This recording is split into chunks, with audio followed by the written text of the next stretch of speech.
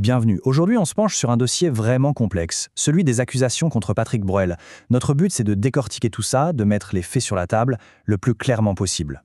Alors voilà, une nouvelle enquête a été ouverte et elle concerne une véritable icône de la chanson française, Patrick Bruel. Et du coup, ça remet sur le devant de la scène toute une série d'allégations très graves, des accusations de violences sexuelles qui apparemment s'étalent sur des décennies. Ici, notre objectif, c'est vraiment de vous exposer les faits, tels qu'ils sont rapportés publiquement. On va regarder chaque allégation et surtout où en est la justice avec tout ça. Allez, on commence tout de suite par ce qui est le plus récent. Alors, pour commencer, les accusations actuelles. Tout tourne en fait autour de deux plaintes bien distinctes. Et il y en a une des deux qui a mené à l'ouverture d'une enquête de police, une enquête qui est active en ce moment même.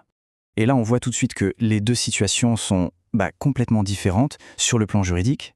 D'un côté, on a une plainte pour viol qui date de 2012 et qui fait l'objet d'une enquête active. De l'autre, une plainte pour des faits qui remontent à 1997. Et là, on se heurte à un mur juridique qu'on appelle la prescription. La prescription. C'est un concept juridique hyper important à comprendre dans cette affaire. En gros, ça veut dire qu'après un certain temps, la justice ne peut plus poursuivre quelqu'un pour un crime ou un délit. Et c'est exactement ce qui se passe pour l'accusation de 1997. Même si la plainte est déposée, le délai est passé. Donc il n'y aura sans doute jamais de procès pour ces faits-là. Alors, pourquoi porter plainte si on sait que c'est prescrit? Eh bien, l'avocate de Daniela Elsner, Jade Doucellin, l'explique très bien.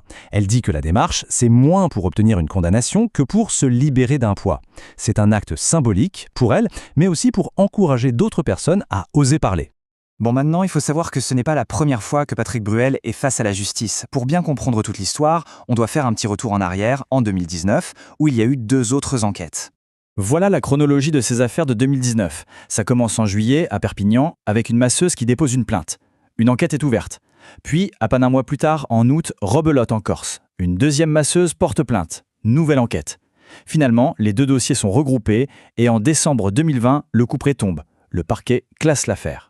Alors, de quoi s'agissait-il exactement en 2019 ? Dans le premier cas, à Perpignan, la masseuse a accusé le chanteur de lui avoir fait toucher ses parties intimes. En Corse, c'était une esthéticienne qui affirmait qu'il était resté nu, qu'il avait refusé de se couvrir et qui lui avait fait des avances.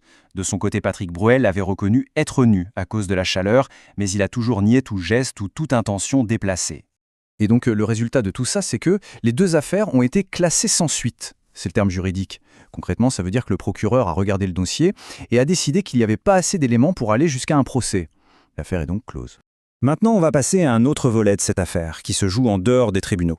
C'est une enquête du journal en ligne Mediapart qui a révélé d'autres témoignages, d'autres accusations. Selon Mediapart, on arrive à un total de 6 femmes. 6 femmes qui accusent Patrick Bruel de violences sexuelles sur une période